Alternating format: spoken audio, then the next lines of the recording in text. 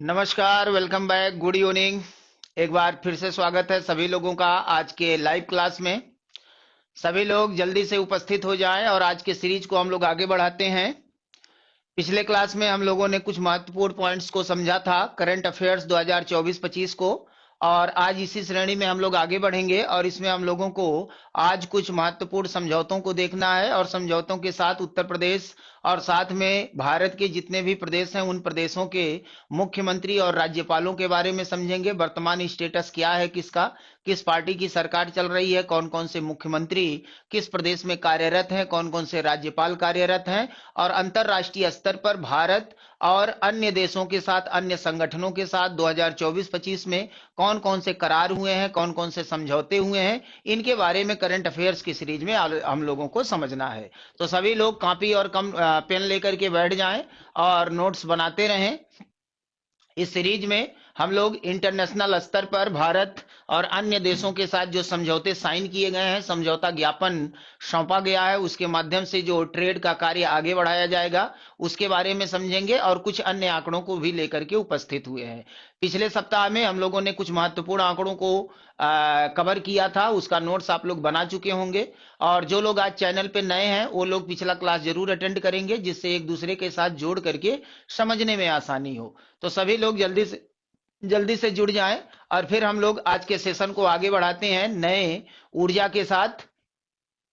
आज के क्लास में हम लोग शुरुआत करेंगे अंतरराष्ट्रीय समझौतों के साथ। भारत और अन्य देश के साथ 2024-25 में जो अंतरराष्ट्रीय समझौते हुए हैं वहां से हम लोग इसकी शुरुआत करते हैं। तो चलिए स्टार्ट किया जाए समय बचाते हुए और देखते हैं कौन कौन से प्रमुख अंतरराष्ट्रीय समझौते हुए हैं।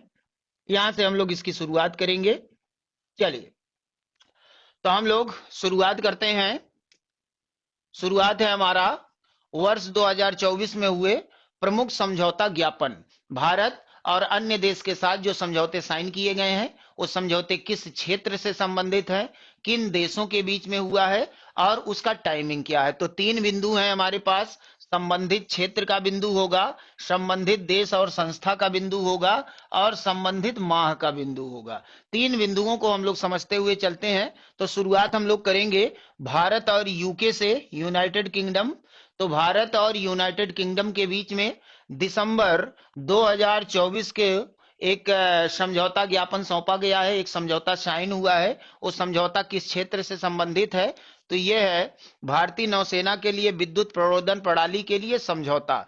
तो जो इंडियन नेवी है उसके लिए जो विद्युत प्ररोधन है उसके लिए एक समझौता साइन किया गया है भारत और यूके के बीच में, और ये समझौता दिसंबर 2014 में साइन किया गया है, ये आपको ध्यान रखना है। तो सभी लोग जल्दी से जुड़ जाएं और सेशन को हम लोग स्टार्ट कर चुके हैं। सभी लोगों को गुड इवनिंग, जय हिंद। सभी लोगों का एक साथ स्वागत है सेशन में। आप लोग अपना कमेंट करते रहें और क्लास को हम लोग आगे बढ़ाते रहते हैं। तो ये पहला समझौता हमारा हो गया भारत और यूके के बीच में। आगे चलेंगे भारत और स्पेन। तो भारत और स्पेन के बीच में भी एक समझौता साइन किया गया है और ये समझौता अक्टूबर 2024 में साइन किया गया है। ध्यान रखिएगा, ये प्रिंटिंग मिस्टेक, 2024 में साइन किया गया है। ये समझौता किस क्षेत्र से संबंधित है? तो ये रेल परिवहन, सीमा शुल्क यानी कस्टम ड्यूटी और निवेश के लिए समझौता है। तो इन क्षेत्रों में टेक्नोलॉजी को आगे बढ़ाने के लिए, तकनीकी को आगे बढ़ाने के लिए भारत और स्पेन के बीच में यह समझौता हुआ है। और यह समझौता कब हुआ? तो अक्टूबर 2024 में यह समझौता साइन किया गया है। और आगे बढ़ेंगे, अगला है हमारा भारत और जर्मनी के बीच में भी एक समझौता हुआ है और यह समझौता अक्टूबर 2024 में यह भी किया गया। किस क्षेत्र से यह संबंधित है? तो यह है श्रम, गतिशीलता और कौशल मान्यता के लिए समझौता किया गया है। तो जो कौशल विकास है, स्किल डेवलपमेंट है, स्किल डेवलपमेंट को आगे बढ़ाने के लिए, इस क्षेत्र में तकनीकी को साझा करने के लिए यह समझौता साइन हुआ है और यह समझौता भारत और जर्मनी के बीच में साइन किया गया है और अक्टूबर 2024 में यह समझौता साइन किया गया है। आगे देखते हैं, आगे भारत और अमेरिका के बीच में, भारत और सुपर पावर के बीच में क्या समझौता हुआ अगस्त 2024 में? तो यह समझौता किया गया है एमएसएमई यानी भारत का सूक्ष्म लघु और जो कुटीर उद्योग है, इस सूक्ष्म लघु और कुटीर उद्योग को आगे बढ़ाने के लिए, जिसको शॉर्ट में हम लोग एमएसएमई बोलते हैं, micro small and medium enterprises कहा जाता है इसको।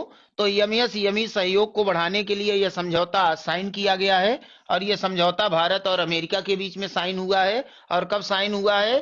तो यह अगस्त 2024 में साइन किया गया है। तो यह भारत और अमेरिका के बीच का समझौता हो गया। और आगे देखते हैं। आगे देखिए, डब्ल्यूएचओ और भारत, जो विश्व स्वास्थ्य संगठन है, डब्ल्यूएचओ है, भारत के साथ एक समझौता साइन किया गया है, और ये अगस्त 2024 में साइन हुआ है। किस क्षेत्र से संबंधित है? तो ये वैश्विक पारंपरिक चिकित्सा केंद्र हेतु समझौता किया गया है। जो ग्लोबल ट्रेडिशनल मेडिकल सेंटर है, उसके लिए यह समझौता साइन किया गया है। वैश्विक पारंपरिक चिकित्सा केंद्र के लिए यह समझौता हुआ है। और यह किसके साथ हुआ है? यह डब्ल्यूएचओ, विश्व स्वास्थ्य संगठन, वर्ल्ड हेल्थ ऑर्गेनाइजेशन के साथ यह समझौता साइन किया गया। और कब साइन हुआ है? अगस्त 2024 में। तो बात क्लियर हो रही होगी सभी लोगों को। सारे लोग नोट्स को कवर करते रहें, आप लोग इसका स्क्रीनशॉट लेते रहें, और हम लोग सेशन को आगे बढ़ाते रहते हैं। तो सभी लोग इसका स्क्रीनशॉट ले लें, फिर हम लोग आगे बढ़ते हैं।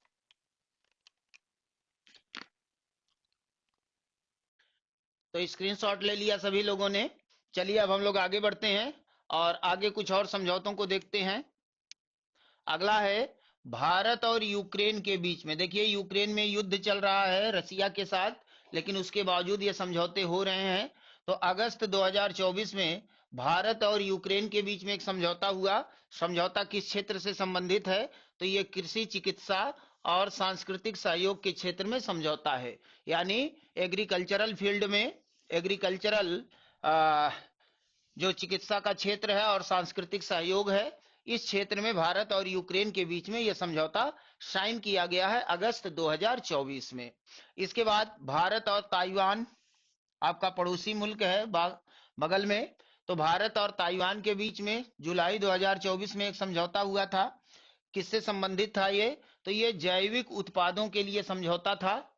जैविक उत्पादों की बढ़ोतरी के लिए, इस क्षेत्र में बेहतर प्रगति करने के लिए भारत और ताइवान के बीच में जुलाई 2024 में यह समझौता किया गया। इसके बाद और आगे बढ़ेंगे। तुर्की और अमेरिका के बीच में एक समझौता हुआ था जून 2024 में। यह समझौता किससे संबंधित था? तो F-16 युद्धक विमान खरीदने के लिए। तो अमेरिका का जो F-16 है, इसको तुर्की खरीदना चाहता है।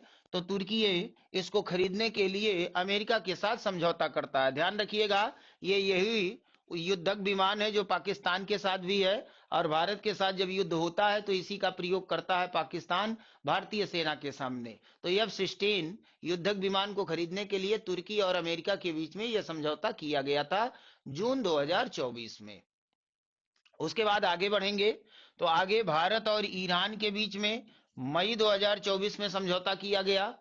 मई 2024 में यह समझौता किया गया। और यह समझौता किससे संबंधित है? तो चाबार पोर्ट के प्रबंधन के लिए। तो चाबार का जो बंदरगाह है, उस बंदरगाह के प्रबंधन के लिए, मैनेजमेंट को आगे बढ़ाने के लिए भारत उसको ले चुका है, और उसको आगे बढ़ाने के लिए भारत और ईरान के बीच में यह समझौता साइन किया गया। ये मई 2024 में यह समझौता भारत और ईरान के बीच में किया गया। इसके बाद और आगे बढ़ेंगे। जापान और अमेरिका के बीच में भी समझौते साइन किए गए हैं। जापान और अमेरिका के बीच में समझौता हुआ है, और ये किससे संबंधित है? तो ये है हाइपरसोनिक मिसाइल के इंटरसेप्टर विकसित करने के लिए। तो जो हाइपरसोनिक मिसाइल है, उसका इंटरसेप्टर विकसित करने के लिए, टेक्नोलॉजी के आदान प्रदान के लिए जापान और अमेरिका के बीच में यह समझौता साइन किया गया मई 2024 में। तो इस क्षेत्र से ये संबंधित रहा है। अगला है नासा और जापान के बीच में, जो अंतरिक्ष एजेंसी है नासा और जापान के बीच में अप्रैल 2024 में एक समझौता किया गया। 2024 में समझौता किस क्षेत्र से संबंधित है? तो ये सतत मानव अन्वेषण को आगे बढ़ाने के लिए, सतत मानव अन्वेषण को आगे बढ़ाने के लिए नासा और जापान के बीच में यह समझौता किया गया है। तो ये कुछ महत्वपूर्ण समझौते हुए हैं 2024 के, जो आगामी परीक्षाओं के लिए आपके लिए उपयोगी हो सकता है। तो इसका नोट्स आप लोग बनाते रहें, स्क्रीनशॉट ले लीजिए और फिर हम लोग आगे बढ़ते हैं।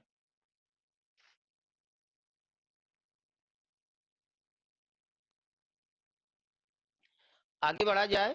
नेक्स्ट अगला है हमारा आरबीआई और बैंक ऑफ इंडोनेशिया के बीच में मई 2024 में समझौता किया गया। और यह समझौता किससे संबंधित है?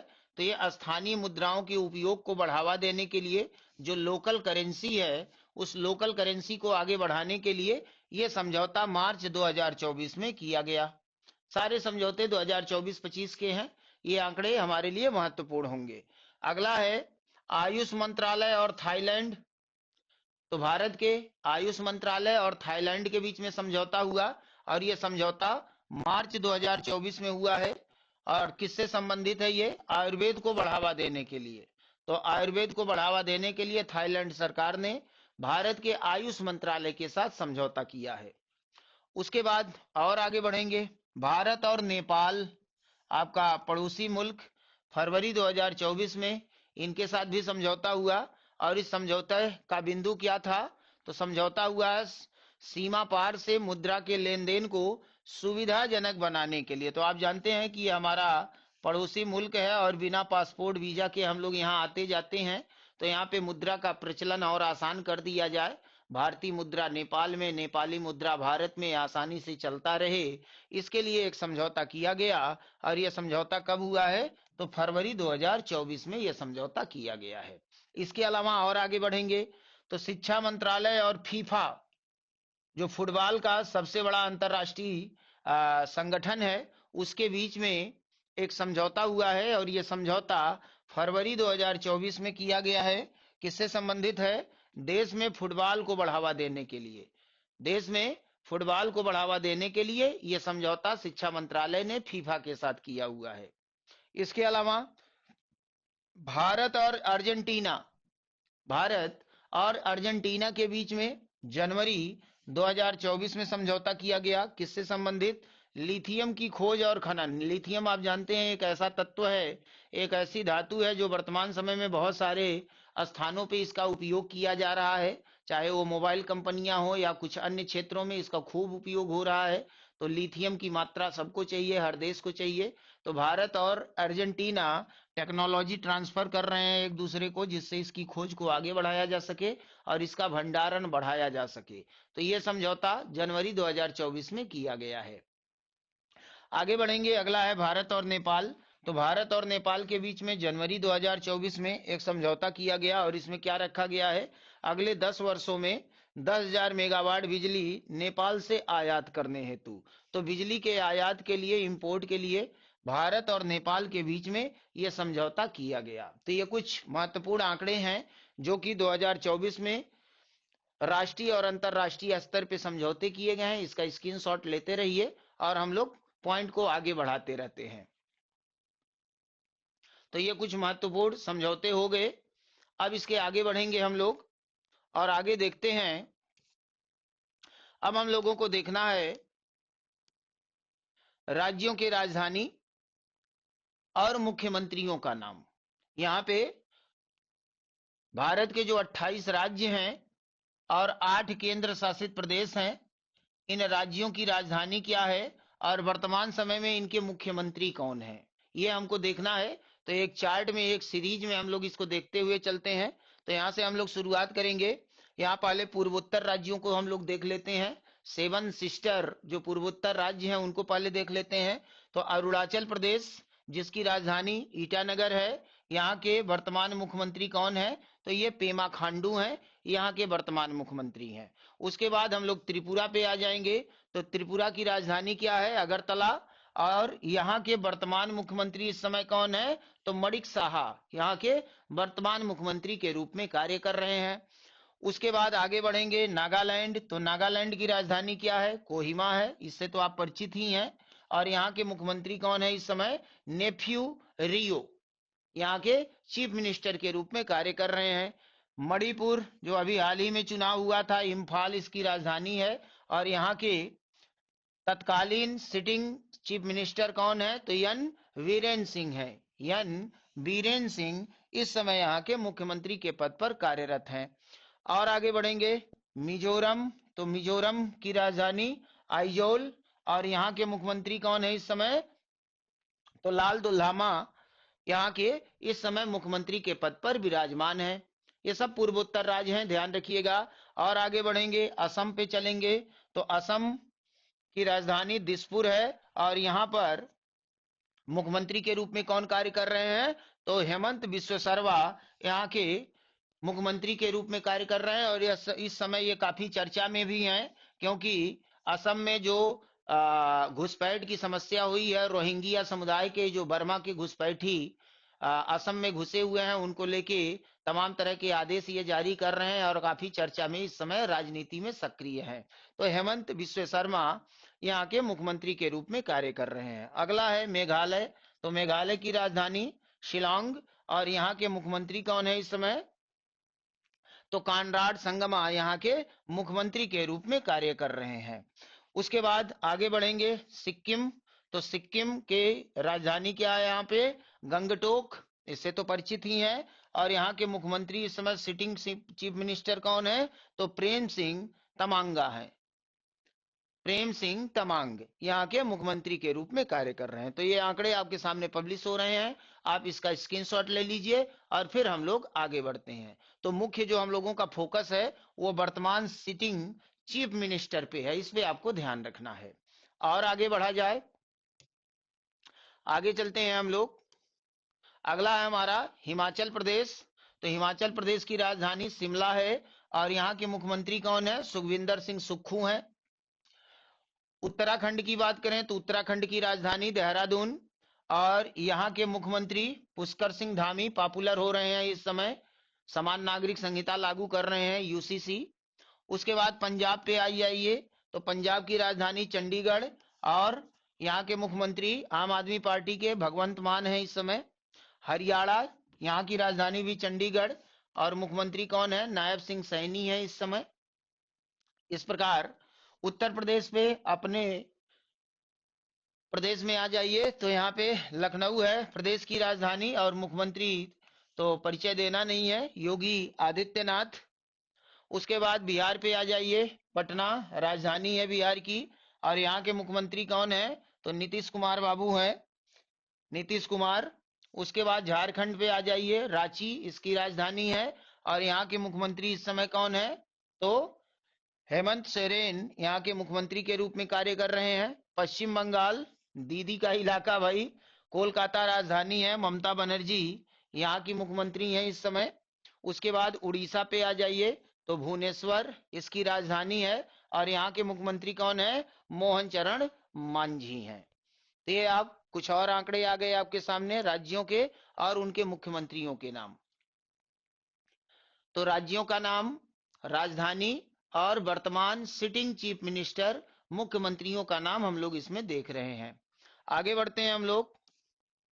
आगे है मध्य प्रदेश, तो राजधानी है भोपाल, और यहाँ के मुख्यमंत्री कौन है इस समय, डॉक्टर मोहन यादव है इस समय मुख्यमंत्री। इसी तरह से छत्तीसगढ़ की राजधानी रायपुर है, और यहाँ के मुख्यमंत्री कौन है, विष्णु देव राय है यहाँ के मुख्यमंत्री। उसके बाद राजस्थान पे आ जाइए, जयपुर, और यहाँ के मुख्यमंत्री कौन है, तो ये है भजनलाल शर्मा। कौन है, भजनलाल शर्मा है। उसके बाद गुजरात पे आ जाइए, तो गुजरात की राजधानी गांधीनगर, और मुख्यमंत्री कौन है, भूपेंद्र पटेल हैं इस समय गुजरात के मुख्यमंत्री। और आगे बढ़ेंगे महाराष्ट्र, तो महाराष्ट्र की राजधानी मुंबई है, और यहाँ के मुख्यमंत्री कौन है, देवेंद्र फडणवीस हैं। आगे कर्नाटक की राजधानी बेंगलुरु, और इस समय मुख्यमंत्री के रूप में कौन कार्य कर रहे हैं, तो सिद्धारमैया यहाँ के मुख्यमंत्री हैं। उसके बाद गोवा पे आ जाइए, तो गोवा की राजधानी पणजी, और यहाँ के मुख्यमंत्री कौन है, तो प्रमोद सावंत है। कौन है, प्रमोद सावंत। इसके अलावा केरल पे आ जाइए, तो केरल की राजधानी क्या है, तो केरल की राजधानी तिरुवनंतपुरम है, और यहाँ के मुख्यमंत्री कौन है, पिनराई विजयन यहाँ के सिटिंग चीफ मिनिस्टर है। तमिलनाडु पे आ जाएंगे, तो चेन्नई है राजधानी, और यहाँ के मुख्यमंत्री कौन है, एम के स्टालिन यहाँ के चीफ मिनिस्टर के रूप में कार्य कर रहे हैं। आंध्र प्रदेश पे आ जाइए, राजधानी अमरावती, और चीफ मिनिस्टर कौन है? एन चंद्रबाबू नायडू। यही है वो व्यक्ति जो इस समय केंद्र सरकार को समर्थन दिए हुए हैं, मोदी सरकार को। तेलंगाना पे आ जाइए तो तेलंगाना की राजधानी हैदराबाद है, और यहाँ के मुख्यमंत्री कौन है? यहाँ के मुख्यमंत्री कौन है? अनुमुला रेवत रेड्डी हैं। तो ये आंकड़े हैं आपके सामने, आप इसका स्क्रीनशॉट ले लीजिए, और फिर कुछ और बचे हुए प्रदेशों को हम लोग देख लेते हैं।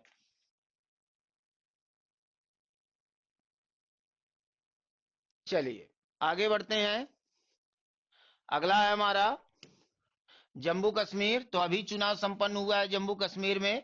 राजधानी क्या है? श्रीनगर, और उमर अब्दुल्ला यहाँ के चीफ मिनिस्टर बनाए गए हैं, जो कि फारूक अब्दुल्ला के पुत्र हैं। तो अभी हाल ही में यहाँ पे चुनाव संपन्न हुआ। लद्दाख, तो लद्दाख की राजधानी लेह है, और चूंकि ये केंद्र शासित प्रदेश है तो यहाँ चीफ मिनिस्टर का चुनाव नहीं होता, तो यहाँ पे चीफ मिनिस्टर होगा नहीं। दिल्ली, दिल्ली की राजधानी नई दिल्ली है, और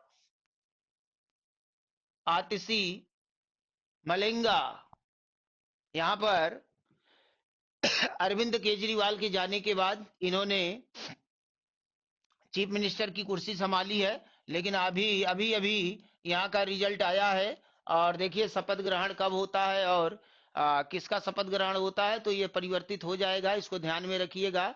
दिल्ली का रिजल्ट आ चुका है, और चीफ मिनिस्टर जो भी नया बनेगा उसका नाम इसमें ऐड कर लेना है। इसके बाद पांडिचेरी पे आ जाइए, पुदुचेरी जिसका नाम चेंज हो चुका है, तो पुदुचेरी है, और यहाँ के चीफ मिनिस्टर कौन बनाए गए हैं? एन रंगास्वामी।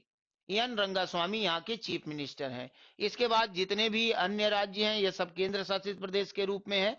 तो अंडमान निकोबार द्वीप समूह, श्री विजयापुरम, पोर्ट ब्लेयर का नाम बदल करके विजयापुरम कर दिया गया, और केंद्र शासित प्रदेश है तो चीफ मिनिस्टर होगा नहीं।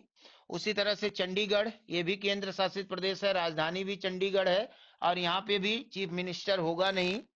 दादर और नगर हवेली, गोवा दमन दीव, इसकी राजधानी भी दमन है, और यहाँ भी चीफ मिनिस्टर होगा नहीं, क्योंकि ये केंद्र शासित प्रदेश है पूर्ण रूप से। लक्षद्वीप, कवरती यहाँ की राजधानी है, और यहाँ भी चीफ मिनिस्टर होगा नहीं। तो इस तरह से हमने देखा कि जो 28 राज्य हैं और 8 केंद्र शासित प्रदेश हैं, तो 28 राज्यों में तो विधानसभाएं होती हैं, यहाँ चीफ मिनिस्टर बनेगा। लेकिन 8 केंद्र शासित प्रदेशों में से केवल 3 ऐसे हैं जहां पे चीफ मिनिस्टर बनता है, दिल्ली, पांडिचेरी और जम्मू कश्मीर। बाकी 5 में चीफ मिनिस्टर नहीं होते, तो ये कट हो गया यहाँ पर, ये कट हो गया यहाँ पे। तो 28 राज्य और 8 केंद्र शासित प्रदेशों के राजधानियों का नाम और वर्तमान सिटिंग चीफ मिनिस्टर यानी मुख्यमंत्रियों का नाम हम लोगों ने देख लिया। तो आज के क्लास में बस इतना ही, और मिलते हैं कल के क्लास में पुनः कुछ और आंकड़ों के साथ। और तब तक के लिए सभी लोगों को गुड नाइट। और जो लोग भी चैनल पे नए हैं, चैनल को जरूर सब्सक्राइब करें, बेल आइकन को जरूर दबाइएगा, जिससे आने वाला नोटिफिकेशन आपको मिलता रहे। इसी के साथ आज के क्लास को समाप्त करते हैं। गुड नाइट, जय हिंद।